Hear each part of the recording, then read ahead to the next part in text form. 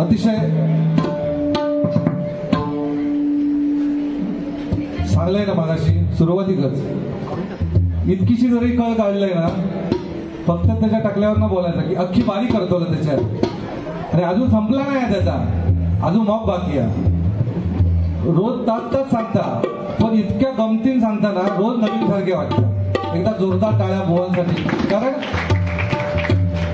भजन म्हटल्याच्या नंतर डबलबारीच्या माध्यमातून मनोरंजन हा देखील एक भाग असतो आणि आपल्या कोकणामध्ये असंख्य बुवा आहेत, असंख्य कलाकार आहेत जे या मातीमध्ये तयार झालेले आहेत आणि अजूनही लहान लहान मुलं तयार होतात नाही का. पण प्रत्येक कलाकार हा त्याच्या जागेवर श्रेष्ठ असतो. देवाच्या कृपेने कोणाकडे चांगलं भजन आहे, कोणाकडे चांगला आवाज आहे, कोणाकडे मनोरंजन करण्याची पद्धत आहे चांगली नाही का. म्हणजे प्रत्येक जणाकडे कोणाकडे काही ना काही कला आहे जी देवाने दिलेली आहे उंगत नाही का. आणि खरोखर तसलेच आमचे बुवा आहेत. म्हणजे चंदू जाधव म्हणजे संदीप पुजारी होऊ शकत नाही आणि संदीप पुजारी म्हणजे चंदू जाधव होऊ शकत नाही. त्यामुळे प्रत्येकाची जागा वेगळी आहे त्याची ठरवली नाही का. त्याच्यामुळे बुवा आपल्या परीने करतात. माझं काम मी करतले. आमका बोला घेत नाही अशातला भाग नाही पण मजक्या बोलायचा आणि जास्त गायचा ही आमची हरकत नाही. बुवा सुरुवातीला म्हणाले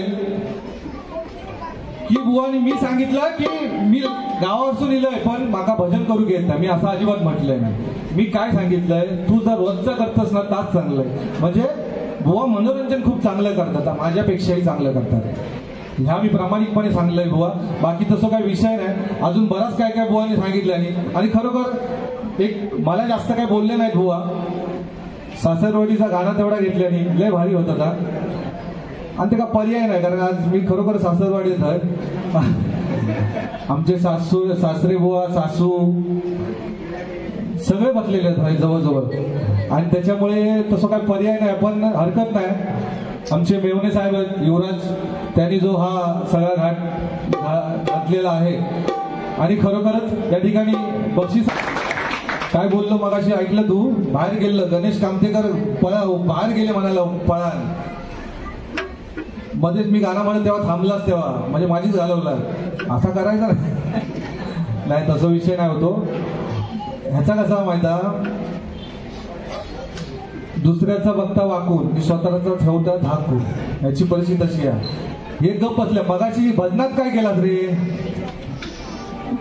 तुमका कळला कोणाला माहित नाही पण माका समजला तर तेव्हा कोरसला सांगता माझ्याकडे बघा ते जरा अडकतात माझ्याकडे बघा म्हणजे मी उचलून देतोय तुझ्याकडे बघतीत कसे डोळ्यावर प्रकाश पडतात त्यांच्या फ्लॅश पडतात सगळं बघती लय बराच काय काय सांगत होते बुवा. बुवानी सांगितलं मंडळाची एकी. खरोखर आज हा जो कार्यक्रम गेल्या वर्षी बुवा म्हणाले की खरोखर मी या ठिकाणी सिंगल बारी केली आणि या सिंगल बारीच्या माध्यमातून मी बरंच काही बोललो समाज प्रबोधन केलं नाही का आणि ते लोकांना आवडलं आणि त्यानंतर या ठिकाणी या वर्षी त्यांनी ठरवलं की आपण डबलवारी ठेवायला पाहिजे, नाही का. आमचे युवराज मिराशी अतिशय गोड माणूस आहेत आणि या सोसायटीचे अध्यक्ष आहेत आणि त्यांनी ठरवलं की सगळ्यांना मिळून या ठिकाणी आपण करायचं आहे. आणि हा कार्यक्रम ठरल्या अगदी या सोसायटीतील सर्व नवतरुण मुलं, म्हणजे जवळजवळ मगाशी मी बरीच मुलं आहेत त्यांची नावं मी विचारली होती तेव्हा शरद मोरे आहेत, राजेंद्र बणे आहेत, आतिश जाधव पवार, श्रीकांत चतुर्वेदी, सुभाष पाटे बारिस्कर सर पाष्टे सॉरी, त्याच्यानंतर संदीप राणे, समीर जगताप, शैलेश कदम, निलेश वाडेकर, जगदीश वाडेकर, दर्शन सकपाळ आणि सखाराम जगताप यांच्या म्हणजे या सर्व मुलांनी मिळून हा कार्यक्रम या ठिकाणी आयोजित केलेला आहे. एकदा जोरदार त्या सर्व मुलांसाठी. मोहनी सांगितलं एकी खूप चांगली आणि खरोखर एकी असावी तर अशी, कारण कार्यक्रम सगळीकडे होतात पण ते कार्यक्रम एकत्र येऊन करणं फार महत्वाचं आहे, नाही का. कारण ह्या कलियुगा बघा, एकी मातीने केली की वीट तयार होते, एकी मातीने केली की वीट तयार होते, एकी विटेने केली की भिंत तयार होते, एकी मातीने केली की वीट तयार होते, एकी विटेने केली की भिंत तयार होते, एकी भिंतीने केली की घर तयार होतं. या निर्जीव वस्तू एकत्र येतात परंतु तुमच्या आमच्यासारखी माणसं मात्र एकत्र या कलियुगात येत नाहीत. आणि इतकं असून सुद्धा तुम्ही सगळ्यांनी मिळून या ठिकाणी हा विचार केलेला आहे की ते या ठिकाणी जोरदार कार्यक्रम या ठिकाणी करायचा. एकदा जोरदार पुन्हा एकदा या नवतरुण उज्ज्वल सोसायटीच्या मुलांसाठी होऊन जाऊ तर खरोखर सुंदर असा कार्यक्रम या ठिकाणी आयोजित केलेला आहे. बुवानी मगाशी सांगितलं की पूर्वीचे दिवस बदललेत आणि खरी गोष्ट बदललेत सगळे दिवस. काय सांगत होते शाळेत म्हणता मी होतोय, खरोखर शाळेतले दिवस आठवले की लय बरं वाटतं, म्हणजे तेव्हा वाटतं बरं नाही काय. पण काय सांगितलं मगाशी गुरुजींनी काय विचारल्या, ह्यो पण तसं हुशार, इतकं हुशार होतो ना शाळेत असताना, इतकं हुशार होतो की घरातले एका शाळेत सोडायचे आणि शाळेत गेल्यावर गुरुजी लगेच एका घराकडे आणून सोडायचे, इतकं हुशार होतो तो. म्हणजे 2 मिनिटं पण त्याला थांबवायचे नाही, खरोखर लय हुशार होतो. एकदा गंमत अशी झाली, शाळेतले सर होते ना ते उठवले म्हणाले, मराठीचे शिक्षक होते, म्हणाले संदीप हो या कवितेचा अर्थ सांग. कविता विचारलेली शिक्षकांनी सरांनी काय सांगितले, चाफा बोले ना चाफा चाले ना, चाफा खंत करी काही केलं बोले ना, चाफा बोले ना. या कवितेचा अर्थ सांग. ह्यो हुशार माणूस लगेच उभं राहिलो आणि डोकं खांजूक लागलो, तेव्हा केस होती हा, डोक्या खांजूक लागलो. म्हणतात चाफा बोले ना, चाफा बोले ना, चाले ना, हले ना, डुले, म्हणजे म्हणतात चाफा मेलेलो हा, जिवंत राहतो. इतकं हुशार राहतो मला. म्हणजे मगाशी सांगता मंदिरामध्ये स्त्रियांना किती जागा, पूजा अर्चना आराधना आणि काय सांगले साधना, आणि पुरुषांना म्हणता एकच जागा घंटा.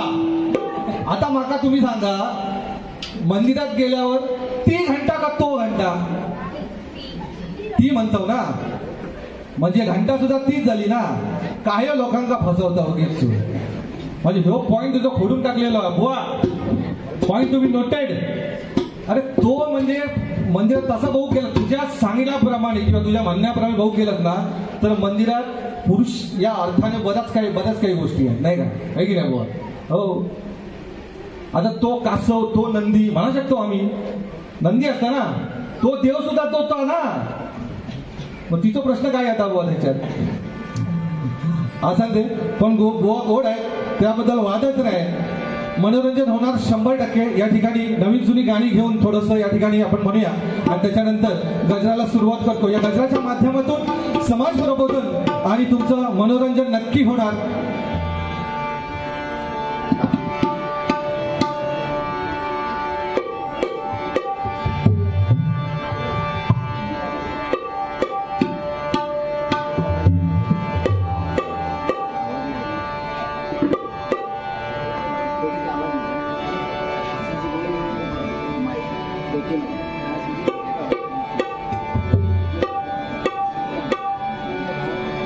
ठिकाणी आमचे या विभागातील आमचे भिवा जाधव बुवा यांच्या अर्धांगिनी या ठिकाणी उपस्थित आहेत. एकदा जोरदार टाळ्या त्यांच्यासाठी सुद्धा पण जाऊ दे.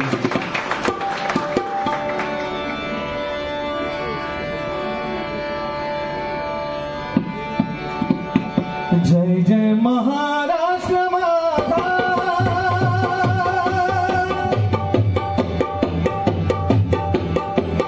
महाराष्ट्र माझा, गरजा महाराष्ट्र माझा, जय जय महाराष्ट्र माझा, गरजा महाराष्ट्र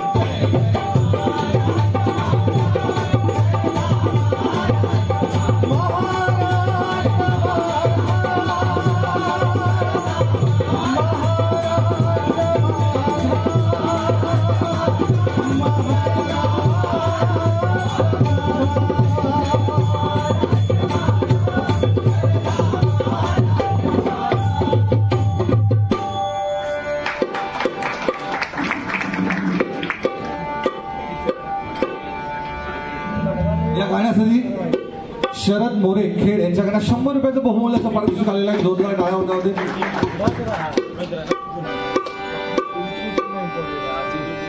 आणि सांगितलं की छत्रपती शिवाजी महाराज, आणि आज खरोखर छत्रपती शिवाजी महाराज या ठिकाणी नसते. आज आपण इथे भजन पूजन कीर्तन नामस्मरण करतोय, पण छत्रपती शिवाजी महाराज नसते तर आज या ठिकाणी काहीतरी वेगळं चित्र असतं. त्यावेळेला छत्रपती शिवाजी महाराजांनी स्वराज्याची निर्मिती केली. छत्रपती शिवाजी महाराज म्हणजे कोण? छ म्हणजे 36 हत्तींचं बळ, त म्हणजे शस्त्र मुलाचा करणारे, प म्हणजे परत न फिरणारे, ती म्हणजे तिन्ही जगात जाणणारे, शी म्हणजे शिस्तप्रिय, वा म्हणजे वाणिज्य तेज, जी म्हणजे जिजाऊचे पुत्र, म म्हणजे महाराष्ट्राची शान, हा म्हणजे हार न मानणारे, रा म्हणजे राजाचे हितचिंतक, आणि ज म्हणजे जनतेचा राजा म्हणजे छत्रपती शिवाजी महाराजा. छत्रपती शिवाजी महाराज, कारण छत्रपती शिवाजी महाराज नसते तर खरोखर आज तुम्ही आणि आम्ही या ठिकाणी काहीतरी वेगळं चित्र दिसलं असतं. म्हणून म्हणतो बघा, एकच राजा इथे जन्मला, एकच राजा इथे जन्मला, शिवनेरी किल्ल्यावर, माझ्या राजाचे, माझ्या देवाचे, माझ्या राजाचे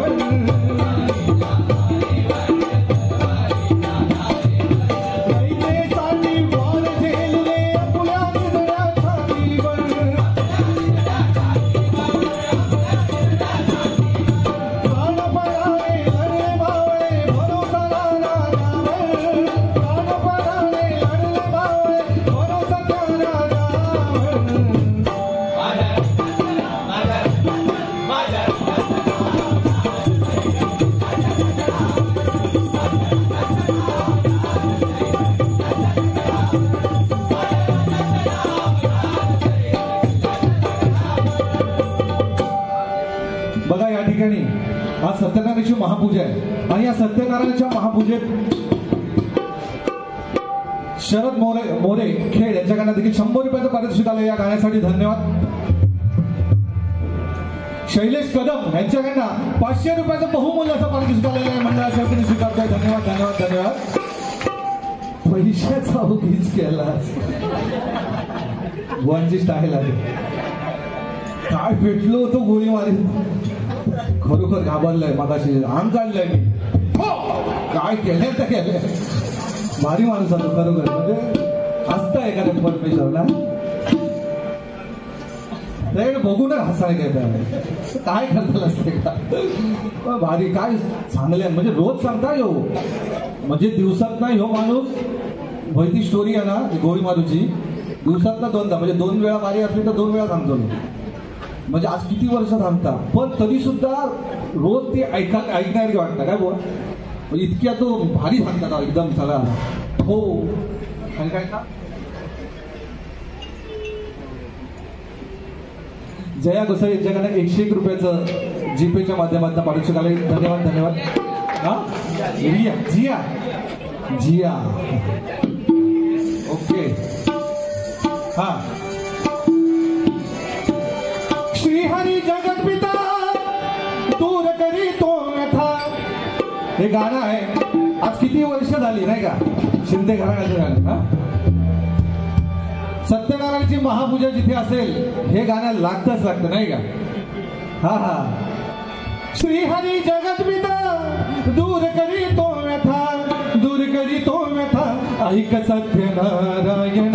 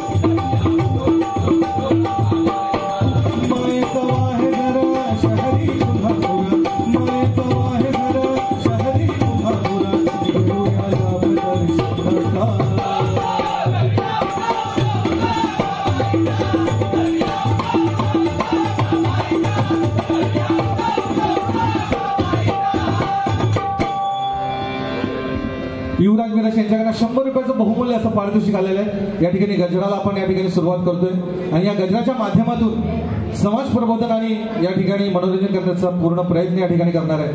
आणि खरोखरच बुवानी अतिशय सुंदर असं भजनाच्या माध्यमातून मनोरंजन देखील केलेलं आहे आणि भजन देखील सुंदर या ठिकाणी सादर केलेलं आहे. आम्ही देखील या ठिकाणी प्रयत्न माझ्या बाप्पानी गणपती आमच्या युवराजने टाकला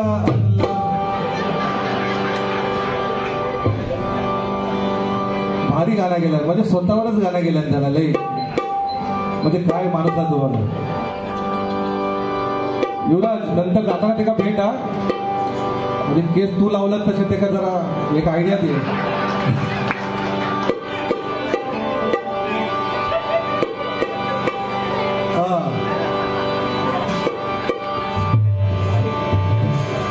पण बुवासाठी सुद्धा मी म्हणजे बुवानी मला सांगितलं मी इथे आल्या आल्या मला एक गाणं सुचलं सासरवाडीचं गाणं सुचलं आल्या आल्या सुचलं मला आल्या आल्या सुचलं मला पण आल्या आल्या एक मगाशी गाणं सुचलं होतं. म्हणजे छोटस आहे वाजवू नका.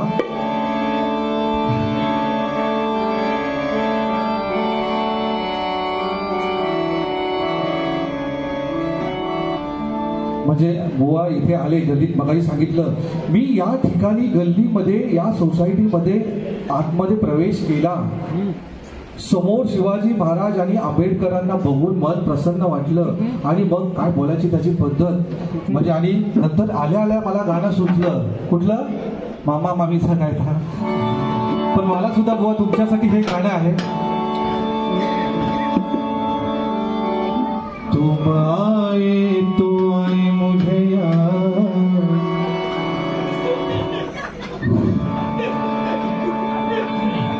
बुआ ऐकतात. तुम आए तो आया मुझे याद गली में आचा निकला. खरोखर म्हणजे ह्या माका सुटलेला गाला मगाशी त्यांका सुटलेला या माका सुटलेला. तुम आए तो आया मुझे याद गली में आचा निकला जाने कितने दिनों के बाद गली में आचा निकला.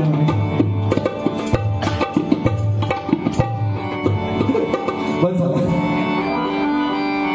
असू दे हरकत नाही थोडीशी गंमत केली पाहिजे नाहीतर काय होता दोन्हीकडनं रामकृष्ण हरी झाला त्याच्यानंतर तुमच्या रामकृष्ण हरीपेक्षा आमची झोप बरी म्हणून सांगशाने वाटेल लक्षात ठेवलो का त्यामुळे थोडं मध्ये मध्ये टॉनिक देवचा लागतात.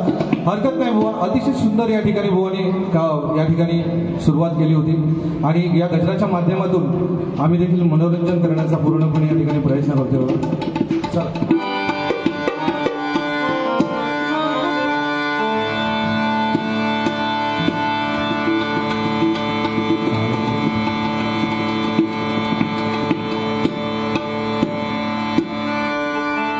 कलियुगी मानसाला नाही समाधान कलियुगी मानसाला नाही समाधान कलियुगी मानसाला नाही समाधान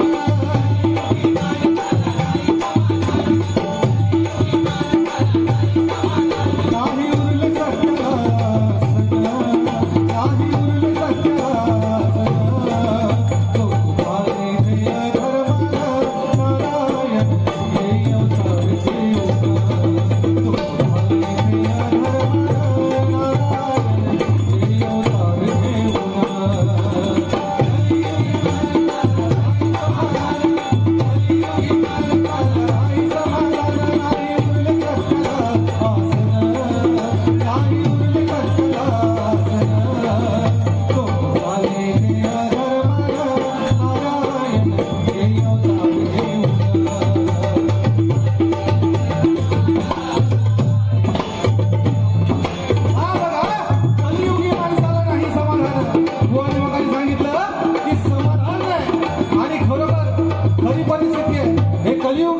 आणि या कलियुगामध्ये माणूस समाधानी नाही. आज घरात एखादं फ्री दिलो शेजाऱ्यांच्या तर आमची ही मंथली त्याच्यापेक्षा मोठं होयो. आज घरात एखादी वस्तू इली तर आपली अपेक्षा वाढत जातात नाही का. कलियुग आहे कारण आपण वस्तूंमध्ये गुंतलेलो आहोत नाही का. पण खरं आणि समाधान पैशाच्या वस्तूमध्ये पैशामध्ये गुंतलेलो आहोत. आज मुंबई सारख्या धावपळीच्या या जीवनामध्ये काय हवंय आपल्याला ते आपण जाणून घेतलं पाहिजे. पैसा म्हणजे सगळी गोष्ट नाही कारण एक सावकार होता आणि त्या सावकाराकडे अमाप पैसा होता, भरपूर पैसा होता. मी प्रत्येक ठिकाणी एक उदाहरण देत असतो. अमाप पैसा त्या सावकाराकडे होता आणि त्या सावकाराने त्याला इतकी गुर्मी होती त्याच्या पैशाची, त्यानं काय केलं माहितीये का? वरती जायची त्याची वेळ येते, यमराज खाली येतो आणि यमराज म्हणतो की चल सावकारा, तुझे दिवस भरले, आता तू काय येऊचा माझ्या बरोबर. सावकारा गुर्मी कसली पैशाची, तो म्हणता नाही येत जा, किती वय सांगतो का मी देतोय, पण मी तुझ्याकडे येत नाही. कोणी सांगल्या? सावकाराने सांगितलं मी येत नाही म्हटलं. बरोबर यमाने सांगितलं बाबा तुझं विधी लिखित आहे, तुला यावंच लागेल. सावकाराने सांगितलं तुला 5 करोड रुपये देतो, चल ये. यमराज तयार नाही. सावकाराने सांगितलं तुला 10 करोड देतो. यमराज बोलला तुला विधी लिखित आहे, तुला यावंच लागेल. शेवटी त्या सावकाराच्या लक्षात येतं की मी कितीही पैसा जरी याच्या समोर फेकला तरी मला आज इथून जावंच लागेल याच्यासोबत. आणि त्याच्याच लक्षात आल्याबरोबर तो सांगतो की ठीक आहे, मी तुमच्या बरोबर यायला तयार आहे. तेव्हा यमराज त्या सावकाराला म्हणतो की तुमची शेवटची इच्छा काय आहे? तेव्हा तो सावकार एक पेन आणि वही मागतो आणि त्याच्यावर लिहिण्यासाठी मागतो. एक पेन आणि वही त्याला दिली जाते. तेव्हा तो सावकार त्या वहीवर काय लिहितो माहिती मंडळी? तो सावकार त्या वहीवर लिहितो की मंडळी, आयुष्यामध्ये इतकाच पैसा कमवा, आयुष्यामध्ये इतकाच पैसा कमवा की तो तुमच्या पोटापुरता असेल. आयुष्यामध्ये इतकाच पैसा कमवा की तो तुमच्या फक्त पोटापुरता असेल. कारण तुम्ही कितीही जरी पैसा कमवलात तरी त्या पैशांना तुम्ही स्वतःसाठी 1 सेकंद सुद्धा श्वास विकत घेऊ शकत नाही. श्वास नाही का? आणि म्हणून पैशाच्या मागे, पैशाची गरज सगळ्यांना आहे हो, पण पैशाच्या मागे लागता लागता आपण आपली तब्येत जपली पाहिजे, आपलं आरोग्य जपलं पाहिजे नाही का? आणि म्हणून सांगतो बघा, या कलियुगामध्ये आपलं समाधान नाहीये हा प्रत्येक माणूस. बुवानी मग सांगितलं या कलियुगा फाटक्यात किंमत जास्त. आणि खरी गोष्ट आहे ती बुवा, आज फाटकी किंमत जीन्स घेऊन गेलात ना तर 2000 रुपये आणि एखादी चांगली घेऊन गेलात ना तर 1000 रुपयात गावतात. फॅशन सगळी बदलत चालली आहे. बुवानी सांगितलं पूर्वी असा होता, आता असा होता.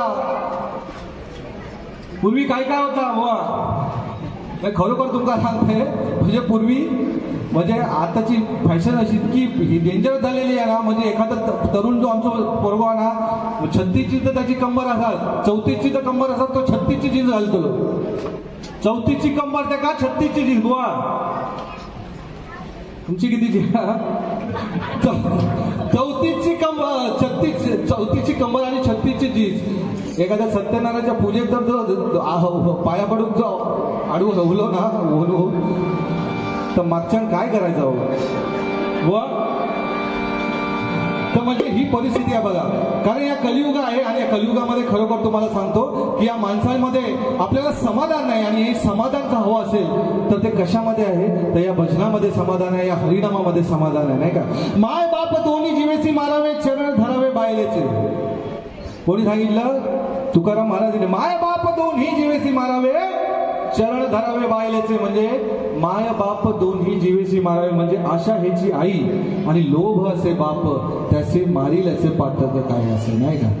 आशा आणि लोभ आपल्या अंगातून काढून टाकला तर त्याचा पाप आपल्याला लागत नाही. आणि चरण धरावे बायलेचे म्हणजे तुम्ही आणि म्हणता काय सांगता बायकोचे चरण धरू, पण किती नाही म्हटलं तरी सगळे घरात पाच करतात. धरूचे तर लागतच बाबा, काय नाही हो. मग सांगलात ना शेजारनी काही ठेवणार नाही. शेजारणीचा बराच काय काय तुमका माग्या नाही. असं झालं काय माहिती, बिचारो लय साधो माणूस होतो, घराकडे गेलो तरी गप राहतात. असं पण हय फक्त पेटीवर बसल्यावरच बोलतात. एकदा असाच झालं, मी गेलेलो तिकडे नागनाथ ना आणि मागा भेटलेलो तर म्हटलं काय झालं, एकदम चिरो असो आवडलेलो त्याचं. म्हटलं झाला का? म्हणता काय तुका सांगू चंदू, प्रेमान चंदू बोलता मला, मी ते का सँडी बोलते सँडी. तर म्हणतात काय झालं? मी म्हटलं काय काय झाला काय? तर म्हणता काय तुका सांगू, बायको बांगडा ना म्हणता 8 दिवस झाले म्हणता माझ्याकडे बोलत नाही. इतकी माझ्या एकदम डोक्यात भिजली म्हणता, माका कसा तरी वाटतं. म्हणता काय करू काय मला समजत नाही. म्हटलं एक काम कर, तू अजिबात टेन्शन घेऊ नको. मी असं आहे ना, चंदू आहे ना, तू काय मी सांगताय ना कर, घराकडे जा आणि म्हटला वहिनीची इतकी स्तुती कर ना, इतकी स्तुती कर की नाही तुझ्या वांगडा ती बोलायला लागले तर माका याच्या माका फोन लावला घेतलं. हो गुलाम गेलो आणि पटकन घराकडे गेलो, हातपाय धुतले, गेल्या बायको कसा आता घरातली बायको कशी असतात, बोलत काय ना तरी सुद्धा ती आपल्या नवऱ्यासाठी सगळं करतात. म्हणजे हा इलो तिका समजलं इलो की आपलं विचारल्याशिवाय ती कामं अगोदरच होतात. ज्या दिवशी भांडण नसतात ना त्या दिवशी लवकर कामं होतात, सगळं परफेक्ट. आणि ज्या दिवशी भांडण नाही ना त्या दिवशी भांडला 4 वेळा सांगायचा लागला तरी तो होईल तुला. म्हणजे ही खरी परिस्थिती आहे तुका सांगते. तो ह्यो घराकडे गेलो, पटकन हातपाय धुतले, बायको जेवण वाढलेलाच होता, ताटावर जाऊन बसलो. ताटावर बसलो आणि एक घास जो चपातीचा तुकडो घेतल्यान, भाजीत बुडवल्यान, खाल्ल्यान, आणि जो बोलता वा म्हणता बायको काय म्हणता आज तू भाजी केलं. इतका बोलल्याबरोबर जी वहिनी आमची भाडातली पदर खोवल्यान आणि म्हणता होय अरे आज लग्न आहे किती वर्ष झाली, काय काय तुमका करून घातलंय आणि आज शेजारच्या परबिनी भाजी दिल्या ती तुमका म्हणजे हे असं माणूस हवं. म्हणजे तसं माणूस वाईट नाही, चांगलं माणूस बरोबर, पण कधीतरी खुल्यासारखं करता. बाकी काय त्याच्यात काय एवढं इतक्या कधीतरी करता, बाकी तसं काय. खरोखर ते भेटलो मग नाटकात त्या दिवशी तळे बाजार दिलो आमच्या, परत तळे बाजार दिलो ना काय करायचं या माणसानं, दरवाजा ठेवून इल्लो नाटकात सून तळे बाजारात आमच्या दरवाजा ठेवून इल्लो. आणि मी म्हटलं काय रे दरवाजा विरोध कशा आणलं, नाही म्हणतं या म्हणतं दरवाजाच्या त्या कुलपाची चावी हरवली म्हटलं खोळावलंच काय तू, दरवाजाच्या कुलपाची चावी हरवली म्हणून म्हणता आपण दरवाजा घेऊन येता काय, तू काय पागलच काय. बरं ठीक आहे तू दरवाजा आणलंच तो आणलं, पण म्हटलं तुझ्या घरात भुतूर कोण शिरलं तर काय करा. माका म्हणता चंदू हाय तू पागलच काय. अरे भुतूर कोण जायतच कसो, येडो असतो. भुतूर म्हणता जायतच कसो कोण, अरे दरवाजा म्हणता माझ्याकडे आहे, भुतूर जायतच कसो.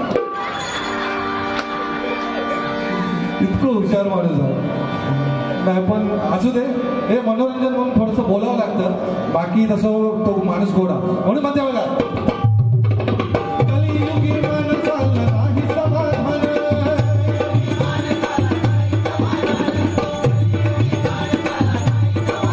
नाही उरले सत्यवासन, नाही उरले सत्यवासन, तो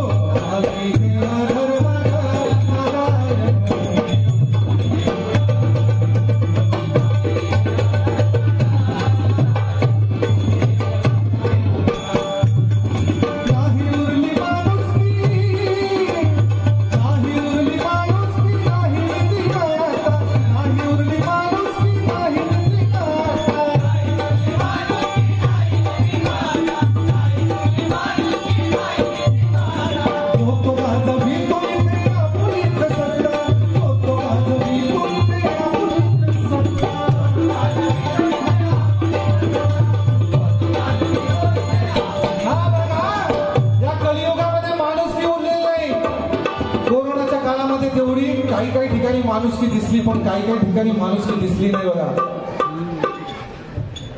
या ठिकाणी भजन सुरू आहे, या ठिकाणी एवढा मोठा कार्यक्रम सुरू आहे, पण खरोखर तुम्हाला सांगतो माणूस हा प्रत्येक घराघरामध्ये जन्माला येतो. माणूस हा घराघरामध्ये जन्माला येतो, परंतु माणुसकी ठराविक ठिकाणी जन्माला येतो नाही का.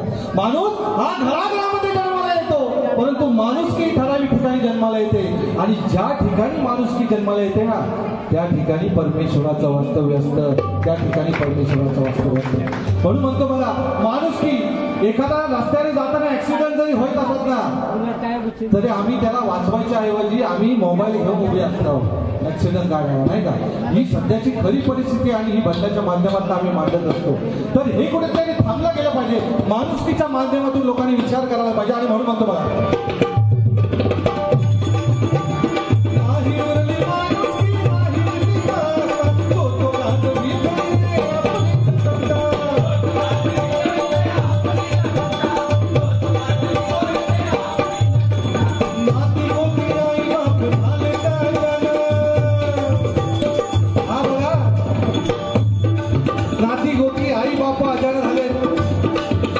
कलियुगाच्या माध्यमात आज आपण आई वडिलांना देखील विसरत चाललेलो आहे. कारण आई वडील हीच खरी मोठी सेवा आहे बघा.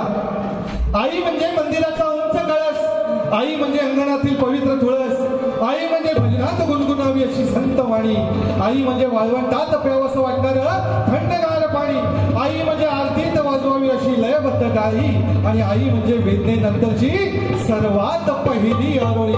म्हणजे ती आई नाही का? म्हणजे ती आई. प्रत्येक कलाकार आपण तयार केलेल्या कलेला स्वतःचं नाव देत असतो.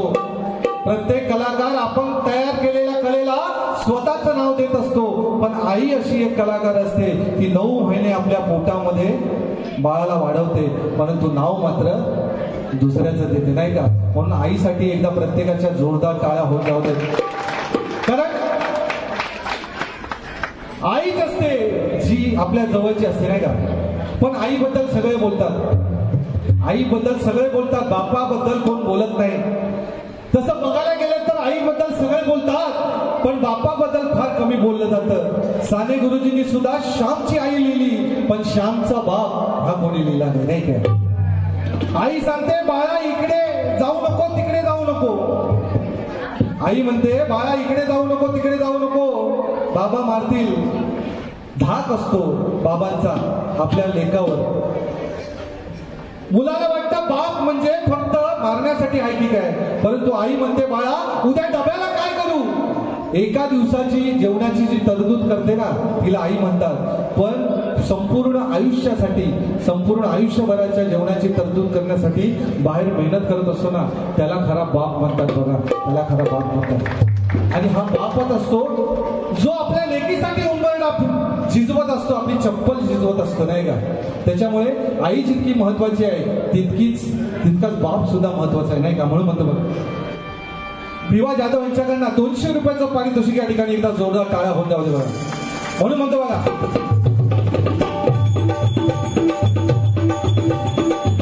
काय जोक पाठवला सगळ्यांना.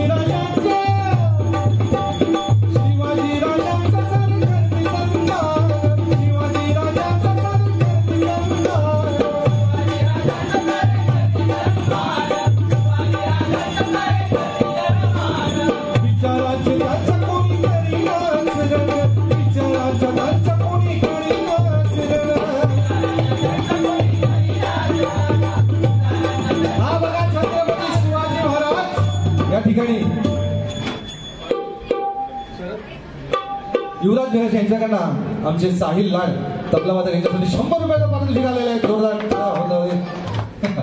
हा ओके, मगाची बाकी आहे आठवण करून देता आपण असो. पण खरं छत्रपती शिवाजी महाराज म्हटल्याच्या नंतर अंगात कसं रक्त सळसळलं पाहिजे, नाही का?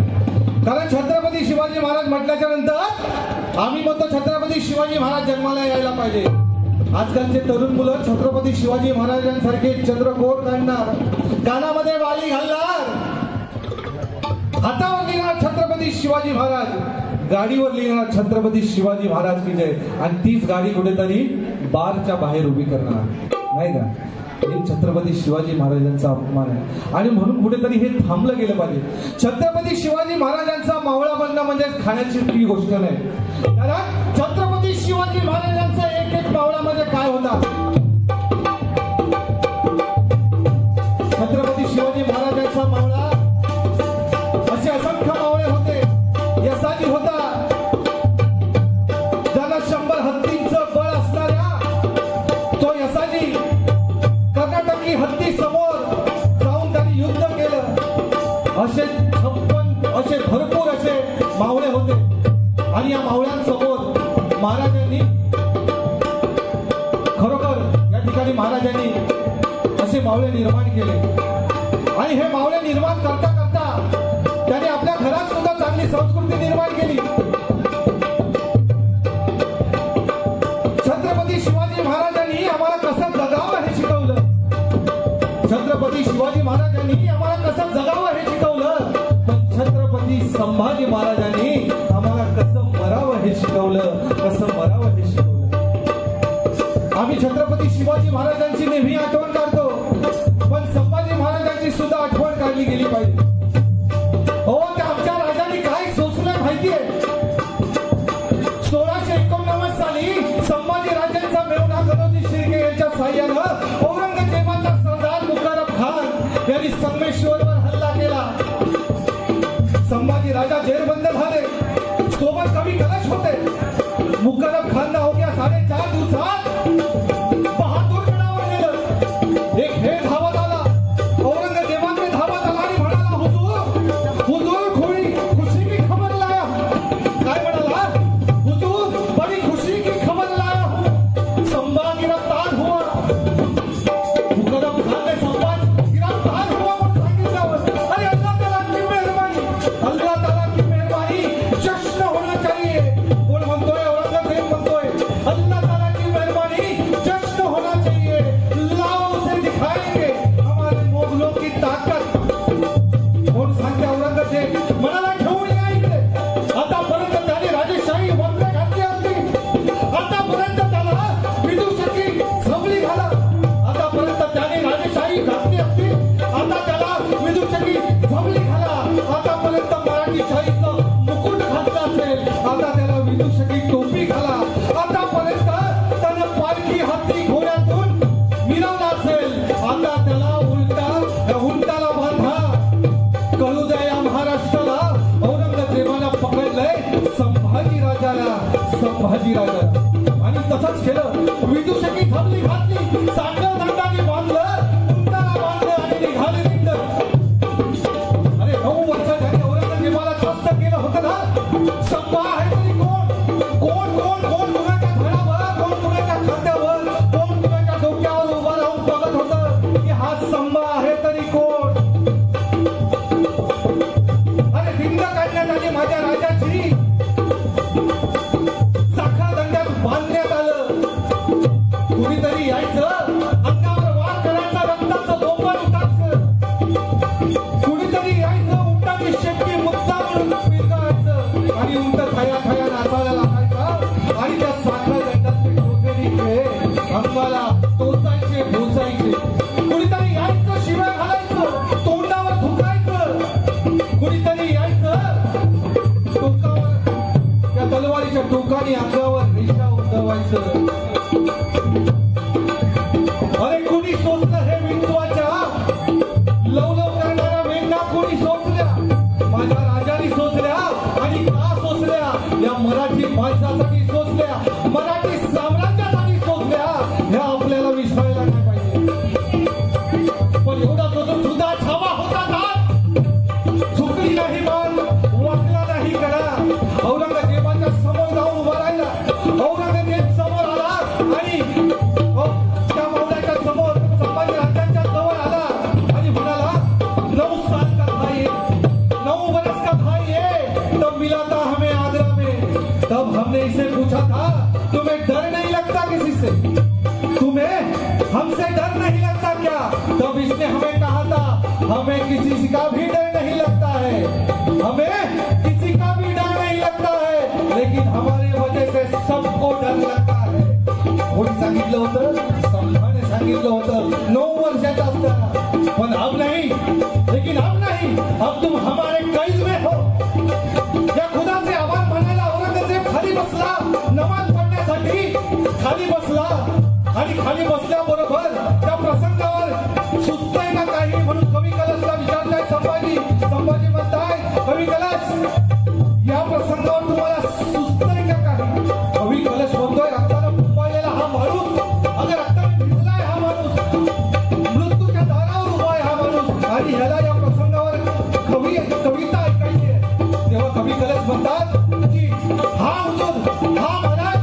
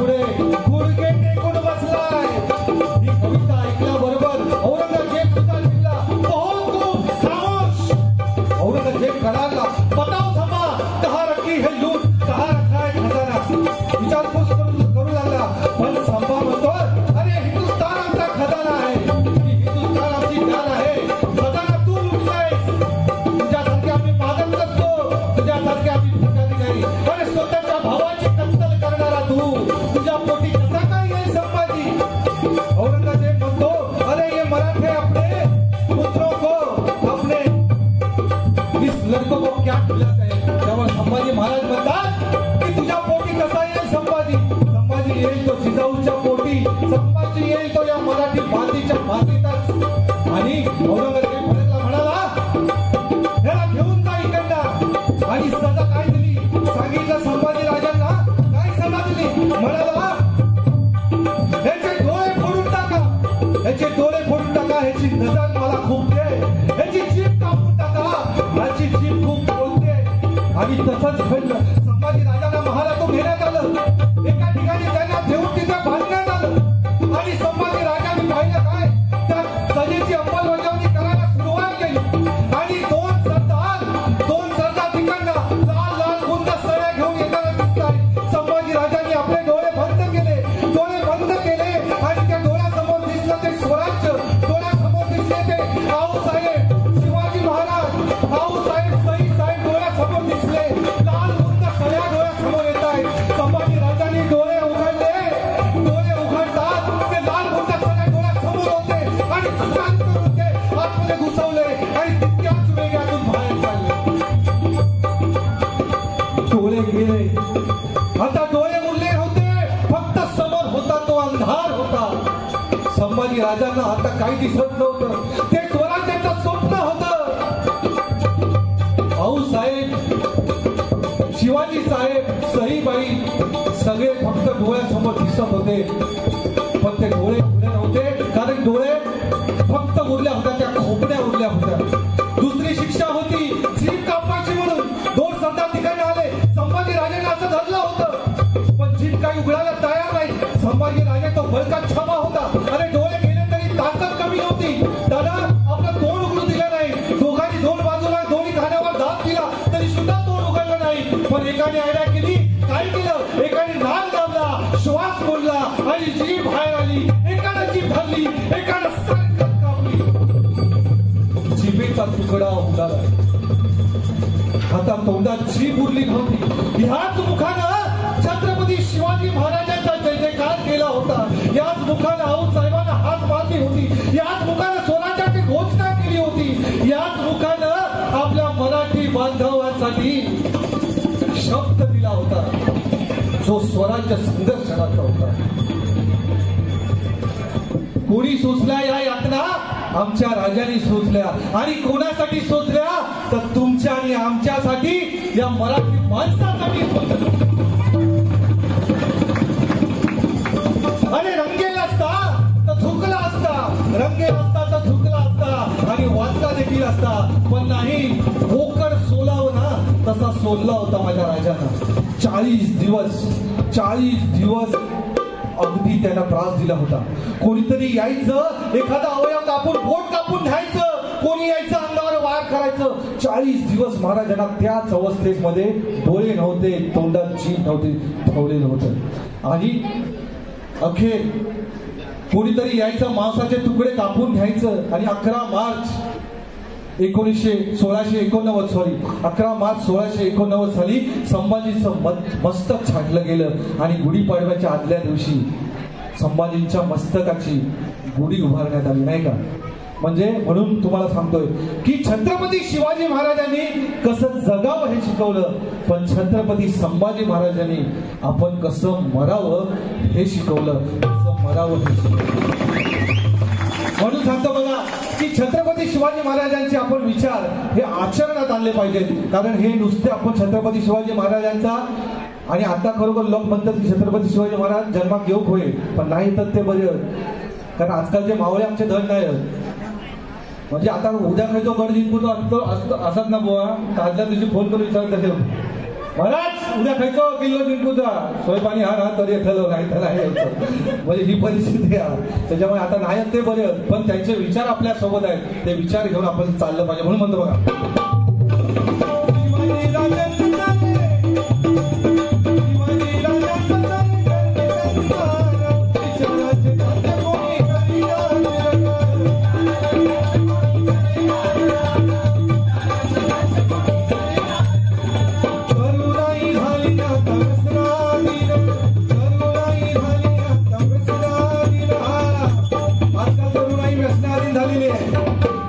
सगळे जेव केलेलं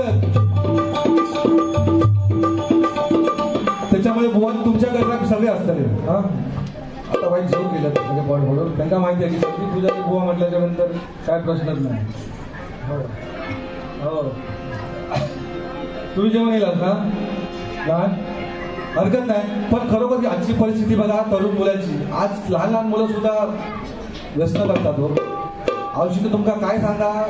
त्या दिवशी एक पोरगो गुटको खाईत होतो. गुटको आता काय म्हणतात रे आता बोलायचं नाही कोण.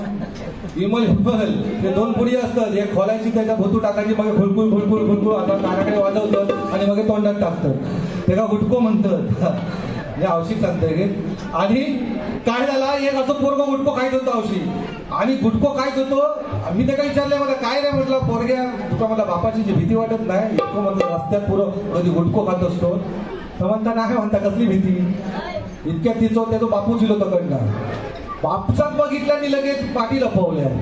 मी म्हटलं काय रे मगाशी मगा सांगतं बापाची मागा भीती वाटत नाही. आता दडवतं कशा आता कशात दडवतं. तेव्हा म्हणतं काकानं तुमका काय माहिती आहे ही जी पुढी म्हणतात त्यांनी जर बघितल्याने असती ना तर ह्याच्यातलं अर्ध म्हणतात त्याच्या उचल लागलं असतं बापाची मनाल म्हणतात लपून ठेवलं. पण ही खरी परिस्थिती आजच्या पोरग्यांची आहे की नाही. म्हणून म्हणते मला